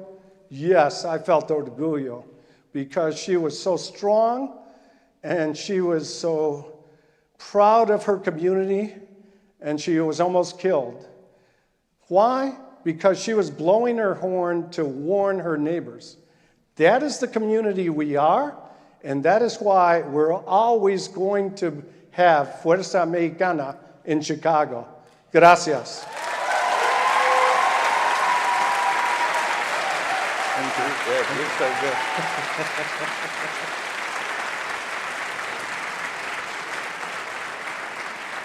Ruben, thank you so much for your strength and for all the trailblazing you've done. That's a natural-born storyteller right there. Let's give another round of applause.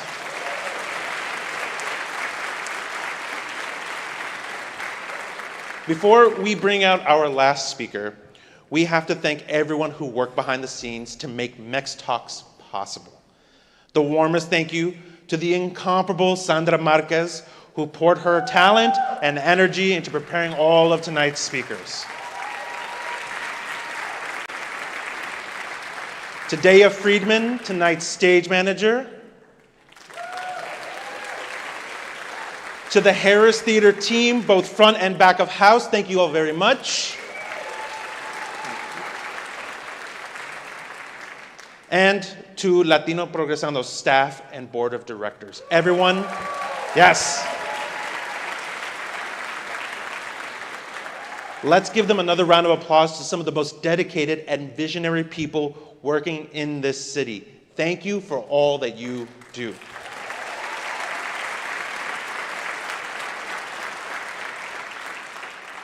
Okay, this is it. Our final speaker of the night.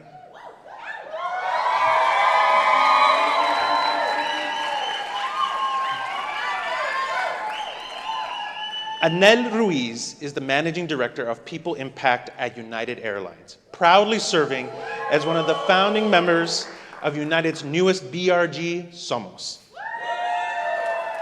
Anel has had a robust career in PR and communications, including service as press secretary for former Chicago Mayor Lori Lightfoot.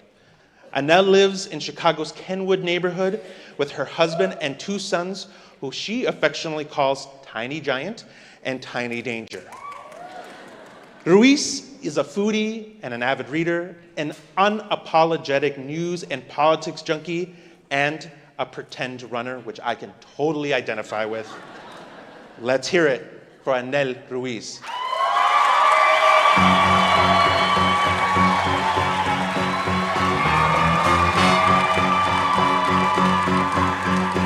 Boom. Y'all cannot tell me Dolly Parton ain't Mexican. All right? We're going to start there, establishing some facts. It was early spring 2015. I hope I got that right.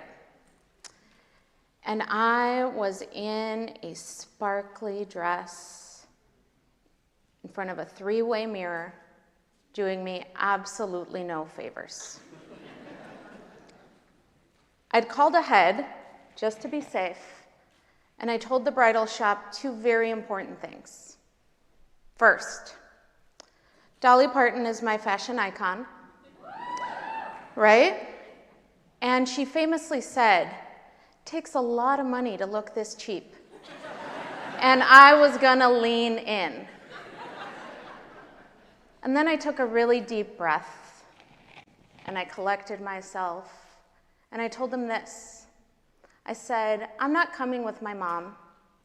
I'm not coming with any family.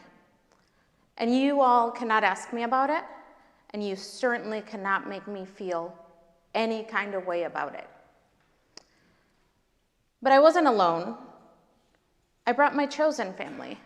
I brought an amazing group of women who helped me choose the perfect, most Dolly-inspired dress ever. Many of them are here tonight. They had no part in this, though. This is all me and Dolly. You see, as Mexicans, we anchor in familia. We take a lot of pride in our families. Except not all families look the same. Not all families feel the same.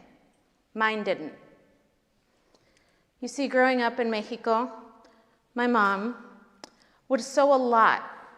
She sewed a lot of not Dolly-inspired outfits for me, some pretty cool skirts that I wore very proudly. And I asked her once, I said, "Hey, Ma," something she loved. Every Mexican mom loves being called Ma. I said, "Hey, Ma, why do you like to sew so much?"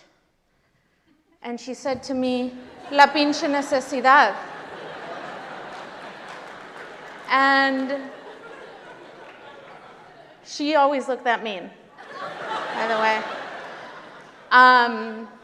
For the uninitiated, and I am so sorry for those that don't speak Spanish, that means expletive, underscored, expletive. I'll use the word damn, but it's probably harsher than that. It's a little spicier. The damn need. You see, growing up, la pinche necesidad, and we're all going to learn how to say it. La pinche necesidad was the temperature in the room. We didn't talk about it. It just was. It's how we made decisions. It's how we chose what we could do, what we couldn't do. It was just how we lived. It informed everything about how we moved. You see, she had a 3rd grade education. I have a third grader today, and I think about, what if I unleashed, it's Tiny Giant, by the way, what if I unleashed Tiny Giant into the world with his third grade education? What could he do? What couldn't he do? That's perspective. And that weighs on my chest every day. I make decisions based on that data. La pinche necesidad taught me something really important. It taught me a lot, but none of it could I ever gotten from a school, from a leadership course, not even YouTube or TikTok. It taught me that I didn't have the luxury of waiting to be chosen, that I didn't have the luxury to wait my turn, that I didn't have the luxury to be good enough. That's why I build everywhere I go. I'm a natural-born builder out of necessity. I build community, and most importantly, and y'all get ready for all the puns, I build the runway. That's just to warm you up. More are coming, more are coming. There's nothing more Mexicano than building community. You can hear us a mile away. We're the loudest, the happiest, because we're making friends. Because we're making you part of us. Because we're inviting you in. That is community. One thing that really strikes me about who we are as a people is the belief that donde come uno, comen dos, y a veces más. Again, for my uninitiated friends, where you can feed one, you can feed two, and often more. My path to aviation feels like a miracle. But what it really was pretty bumpy. There's a lot of turbulence. See, here they come. A whole lot of turbulence. A whole lot of U-turns. A whole lot of wrong paths. A few dead ends, and more than once, I asked myself, am I on the wrong plane? But those detours, that turbulence, all those bumps, they were really important data.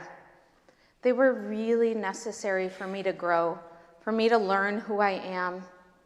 You see, for most folks, you get on that plane, and if you're really, really odd, you just stare at the flight map the whole time, right? You watch, it looks clean, it looks easy, like you're just gonna get there, and apparently you're never bored, so you just stare at that map. But those of us in the industry know that it takes a lot to get that metal tube in the air and get you to where you need to be safely and on time. The people that make that happen work behind the scenes. Those folks that make sure that you have your luggage where it needs to be, that you're cleared and ready for takeoff, that ground crew makes miracles happen every day. I am incredibly lucky to have a world-class ground crew behind me, in front of me, next to me, every single day. A chosen family. And I use that phrase deliberately. A family I chose, a family I built because I had to. A family I found because I walked into rooms where maybe I was the only one, maybe I was the first, and I didn't know how to do that. I didn't know what to do in those spaces. It was that chosen family and that ground crew that helped me. And here is the most radical thing I do every single day. It's a secret. I ask for help. I know that What I'm about to say is going to be real controversial. But I firmly believe that the thing that divides generally most Americans and Mexicans is fierce independence. That's not us. We're community. We live outside. We live in each other's business, and we love it. Asking for help is building community. Asking for help got me what no org chart, what no promotion, what no opportunity could. It bought me a network of belief. Because here's the other thing about me. I am scared all of the time in almost every situation I do. I do things scared every day. I'm up here terrified. I parent my children to say, you can be scared and brave at the same time. But really, I'm parenting myself to be scared and brave at the same time every day. And the reason I can be, thank you. And the reason I can be scared and brave at the same time, it's because of my chosen family. Because when my belief isn't sufficient, theirs is. When I don't have what it takes, they have it in spades, and they are more than happy to share it. In those quiet moments, when my voice gets really loud, theirs gets louder. Today, I am really, really fortunate to be a managing director at United Airlines. And here's the thing about that. I get to choose where I put my labor. And I get to put my labor into two really important things that I didn't think were possible. One is in early careers, in those first jobs that people get. I have an incredible team, many of whom are here, I think, that also wake up every morning knowing that the work that we do isn't just breaking generational barriers, isn't just transformative, but sometimes it's life-saving. Because when you give someone a really good job, you change the trajectory of their lives. And that is what we do every day. I also get to oversee the work of our business resource groups. Because what do we do best? We build community. Because it isn't enough to give someone a really good job. You have to give them the tools to succeed. You have to ensure that they feel like their voice matters. You have to make sure that they see themselves reflected in every single space. That is such a privilege. But I am also the daughter of a woman who only had terrible choices to make, whose options were extremely limited. And that isn't a contradiction. It just is what it is. It is the point. That necesidad didn't limit me. It really propelled me forward. That necesidad gave me a hunger, a fire in my belly that comfort could never do. It ensured I could see possibility in constraint. It is exactly what every leader wants and every leader needs. But what I want to say right now is I want to provide a word of caution. I'm not standing up here to say that you have to struggle, that struggle is the secret ingredient, because it's not. I want to be very clear. Struggle is not a prerequisite for success. Access is. I'm going to say it one more time. Struggle is not a prerequisite for success. Access is. And the real work, that work that we get up and do with joy every single day, is the work to ensure that the next generation, that the person next to me, that the person behind me, the person even in front of me, does not see struggle as a way to succeed. I want to make sure that others do not have to build their runways from scratch. That's why that early career work matters so much to me. That's why it matters to the team that I get to work with. It's why our business resource groups are nothing short of magic. It's also why, when the sun sets on my career, one of the most proudest moments of my career will be to be a co-founder of United's first Latino business resource group, Somos.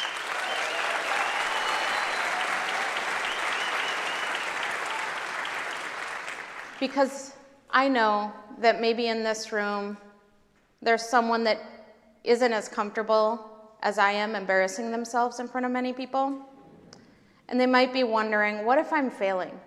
What if I'm on the wrong path? What if I'm not gonna make it? What if they're just trying to figure it out? So I wanna say 3 things to those people. 1, la pinche necesidad, that's what it was for me. For you, it might be something else. It might be turbulence. It might be a bump. It might be a whole lot of ick. Whatever it is, it's your fuel. Use it to propel you forward. Build your crew. Find the people that champion you, that get you there, and then stay with you. And ask for help. That is a game changer. And when you're stuck looking around, thinking, where am I going? I don't know what the path forward is. Where is my runway? The reality is you're probably standing on it. You're probably building it as you're going. Literally building the plane as you're flying it, guys. Because let me tell you something. Belonging isn't something that's handed to you.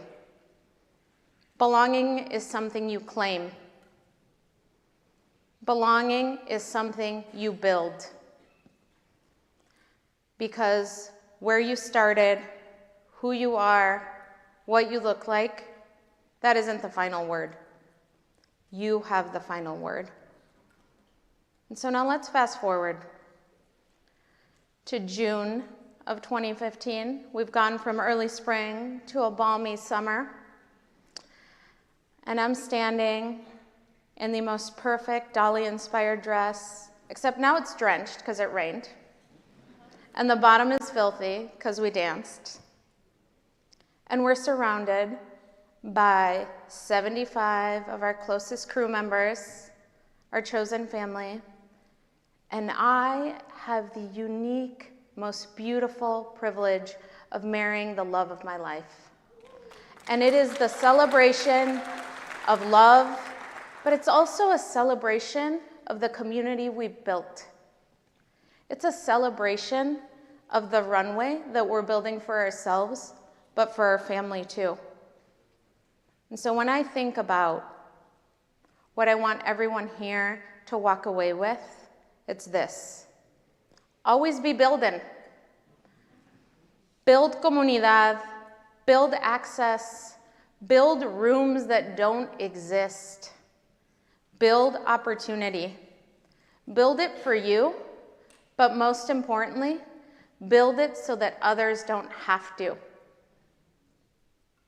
Buenas noches. Gracias.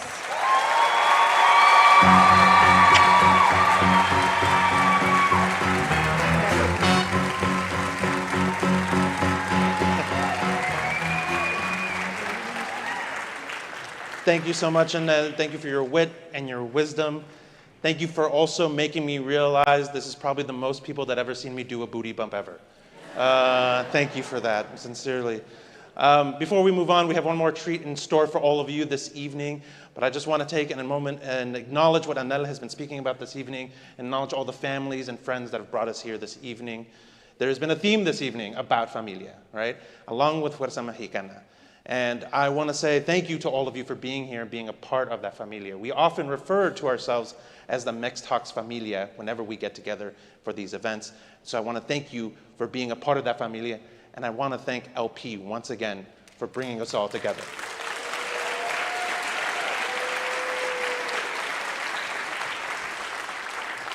I want to thank everyone once again, and I'll do so again this evening.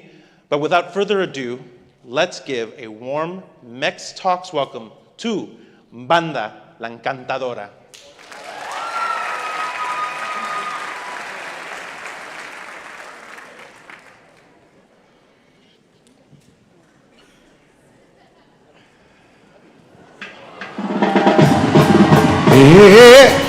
Y una encantadora, compadre.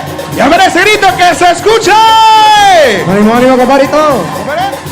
¡Arriba, México! ¡Ánimo, compadre! Nosotros somos sus amigos de Banda La Encantadora. Muchísimas gracias, Chicago. Y así estamos comenzando. Se van a bailar, compadre. ¡Ánimo! ¡Eso! También le damos gracias al Progreso Latino, compadre, por la invitación, su amigos de Banda La Encantadora. Y vamos a pasear del macizo, oye, feo.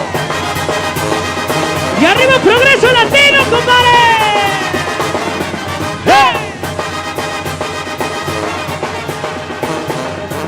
¿Dónde mi gente de Michoacán?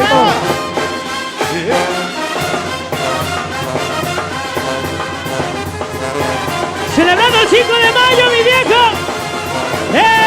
Eso. Y arriba Latinoamérica.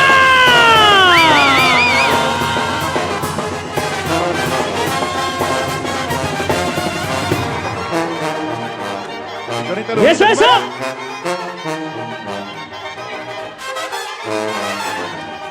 Ay, nomás, compadre, qué bonito se escucha la banda, viejo. Para la Banda La Encantadora, viejo. Arriba esa raza de Jalisco, de Zacatecas, de Guanajuato, de Guerrero, de Michoacán. Todo México entero, compadre. ¡Eso! ¡Y arriba las mujeres! ¡Eso! ¡Qué bonito, lo bonito, compadre! Y eso, que suena bonito, mi viejo. Y arriba Latinoamérica.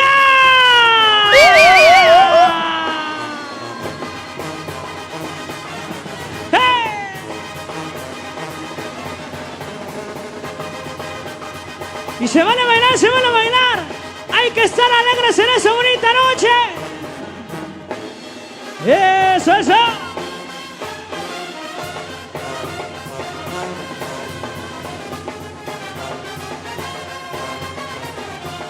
Zapatele, bonito, venga. Échale, compadre. Eso, ánimo, compadrito. Pero mi compa, compadrito. Ánimo, viejo.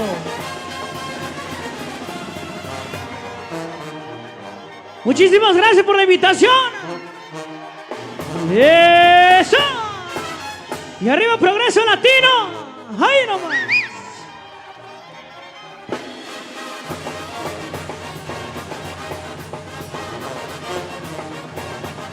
Y arriba Guerrero. Y arriba México.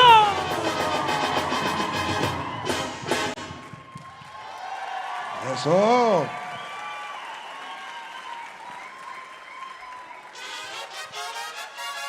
Y zapatele bonito, mi viejo. ¡Ánimo! Y con estas bellas bailarinas. Y ese fuerte aplauso que se escuche bonito. Ese es un grito, compadre, un grito fuerte.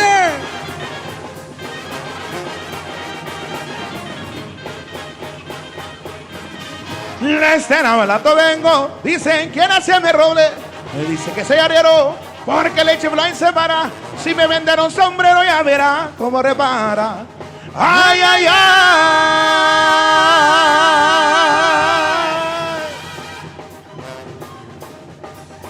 Zapatele.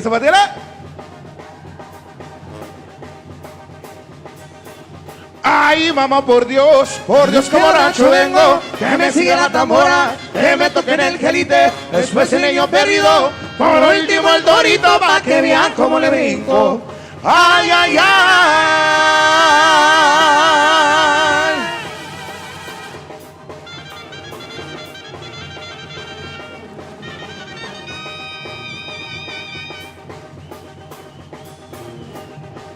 Ay, mamá, por Dios. Aparte mi gente de Sinaloa, compadre. Y échale. ¡Qué chulada, qué chulada!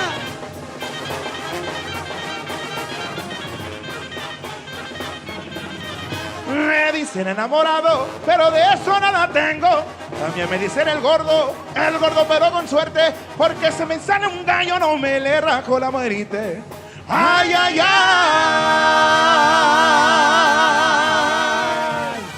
Ay, ay, ay, chiquitina. ¿Me preocuparé?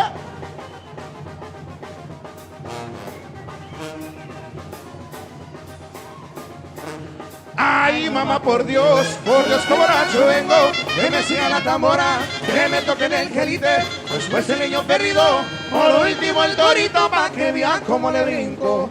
Ay, ay, ay. ¿Ya, compadre?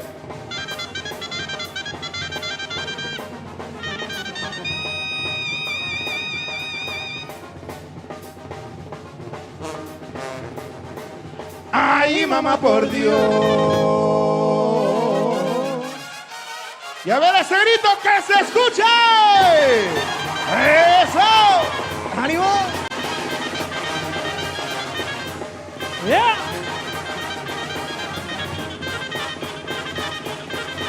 Me dicen enamorado, pero de eso nada tengo. También me dicen el gordo pero con suerte, porque se me sale un gallo, no me le rajo la muerte. Ay, ay, ay.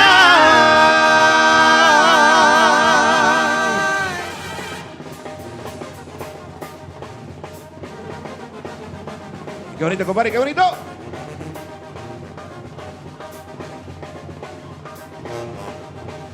Ay, mamá, por Dios, como borracho vengo, que me siga la tambora, que me toquen el gelite, después el niño perdido, por último el torito, pa' que vean cómo le brinco.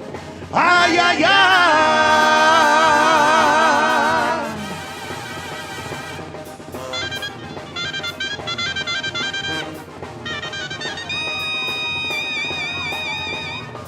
¡Y viva México! ¡Eso! Yeah. Eso, eso. ¡Ay, ay, ay!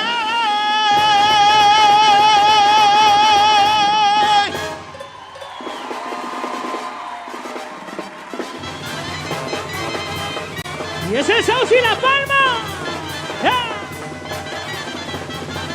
Bueno, compadre, si lo saben. Y se animen a bailar, compadre, con nosotros. En Sauce y La Palma se mecen con calma, sus hojas se visten de una cara azul.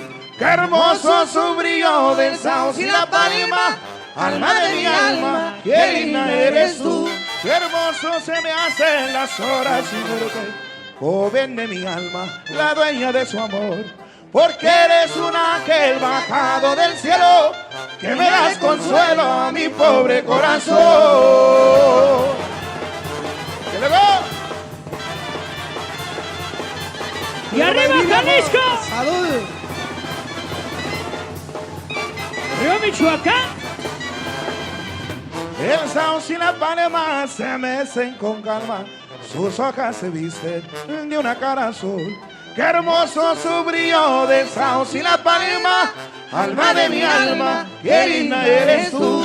Al golpe de liabra la liebre es ligera. Qué lindo es el sol que alumbra la tierra. Qué dicha tan grande del hombre que espera su fiel compañera, la dueña de su amor. ¿Te compadre? ¡Ánimo, compadre! ¡Anímense! ¡Anímense a bailar! ¡Se vale bailar, compadrito! ¡Ánimo! Y hay que estar alegres, compadre. Eso, arriba las mujeres. Al golpe del liabra la liebre es ligera. qué lindo es el sol que alumbra la tierra. Qué dicha tan grande del hombre que espera su fiel compañera, la dueña de su amor. El sauce y la palma se besen con calma, sus hojas se visten de una cara azul. Qué hermoso su brillo del sauce y la palma, alma de mi alma, qué linda eres tú. ¡Bravo! Gracias, gracias, fuertes los aplausos. Que se escuche muy bonito, seguimos avanzando con más para todos ustedes. ¡Arriba México!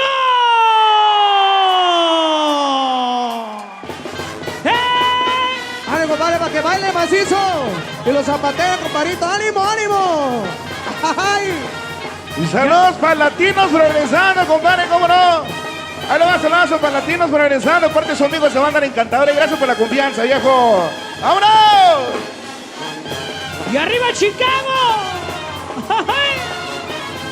Y vamos a patear y compramos caramel a toda la gente que estén en ambiente, bailando y disfrutando, viejo. Venga, venga, dice.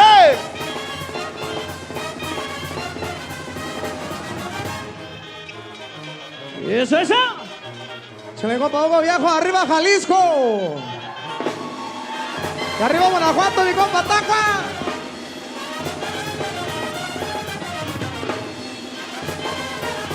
¡Qué chulada el ambiente! ¡Y eso! ¡Y hay que zapatearle bonito! ¡Ánimo, ánimo, ánimo, ánimo! Sola, Que crezca la víbora. ¡Que se vengan para acá, compadre! ¡Vénganse a bailar aquí en el escenario! ¡Vénganse para el escenario! ¡Vénganse para el escenario! ¡Vamos a patearle macizo! ¡Ánimo, ánimo, ánimo! Anímese, anímese, compadre.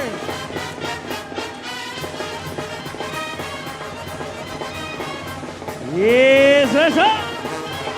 Vamos a patearle, compadre. Venga, venga, que se ven ambiente. Para todos los que están sentados, compadre, vamos a levantarnos y a patearle duro y macizo. Venga, venga. Que se ve el ambiente, todos. De pie, todos de pie. ¡Ay!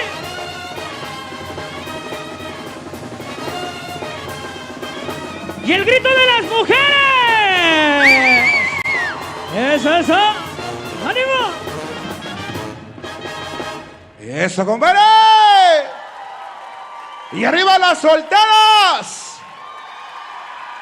¡Y arriba los solteros! No hay solteros. Y puro mandilón esa tardecita, esta nochecita, viejo. Compadre, les pegan. Compadre, vamos a seguirle ahora sí con más y más para que sigan bailando, sigan disfrutando de esta humilde música. Sus amigos se mandan encantadora, compadre. ¿Cómo se la están pasando? Eso. ¡Y viva México ya! Eso, chica, ¿cómo no? Ahora pues, vámonos con esto, viejo. Una comicita, compadre, ¿cómo no? Les tiene sus amigos se mandan encantadora, lo más nuevecito, viejo. Con esto, y dice de esa manera. ¡Y eso!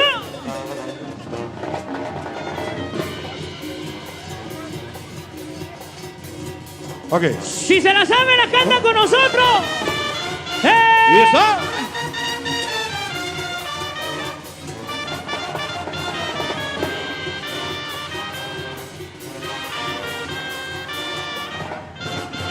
Si hubiera sido, antes te hubiera conocido, seguramente estarías bailando esta conmigo, no como amigo, sino como otra cosa. Usted me pone peligroso, por un besito hago cualquier cosa. El novio suyo me pone celoso, y aunque es hermoso, no te va a tratar como yo, no te va a besar como yo, no está tan rico así como yo. Él es tímido y yo no, con estas ganas que tengo yo. Me atrevo a comerme a los dos, hoy se estás cañando con él, pero después tal vez yo se hubiera sido. Si antes te hubiera conocido, seguramente estarías bailando esta conmigo, no como amigo, que hubiera sido. Si antes te hubiera conocido, seguramente estarías bailando esta conmigo, no como amigo. Y arriba las mujeres.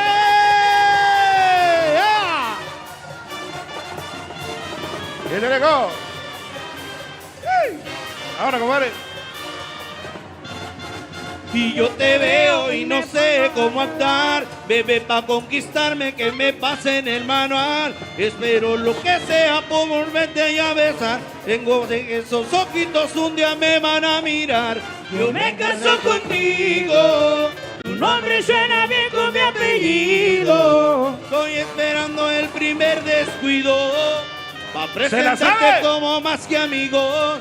Todos juntos dice que no te va a quedar como yo, no te va a besar como yo, no está tan rico así como yo. Él es tímido y yo no, con estas ganas que tengo yo. Me atrevo a comerme a los dos, hoy estás caminando con él, pero después sabes lo que hubiera sido si antes te hubiera conocido.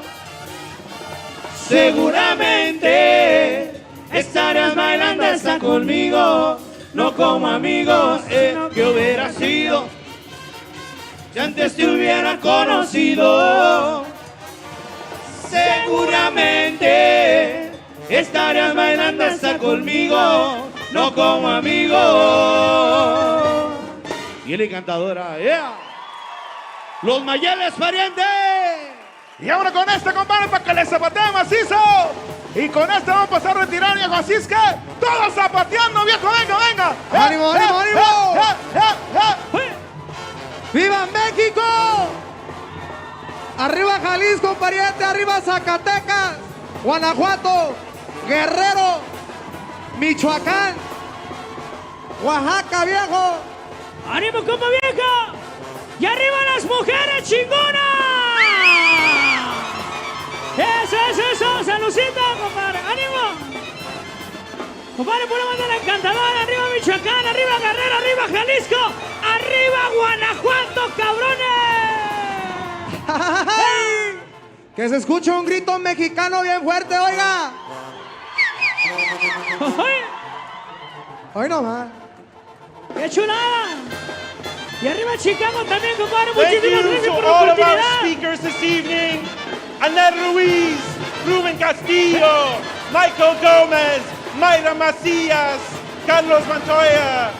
Thank you to ABC7 Chicago, ACLU of Illinois, Blue Door Neighborhood Center, Greater Auburn Gresham Development Corporation, Julian Grace Foundation, Marquette Bank, National Museum of Mexican Art, Valdez and Willem LLP, and to all of our MEX Talk sponsors this evening. Thank you to all of you. Thank you to my mother in the audience, to my son at home, and to everybody here tonight. Buenas noches y viva México!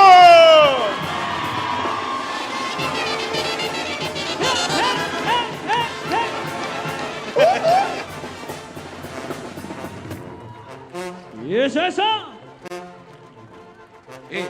Sola.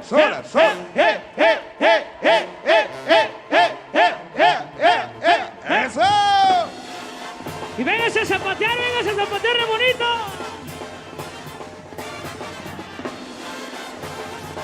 ¡Ay, ay, ay! Yeah. A ver a qué sabe, viejo. Y saludos para todos los que andan pisteando esta noche, viejo. Saludos, les quiere. Salucita de la buena. Al cabo que los mexicanos nos gusta pisear, ¿o no?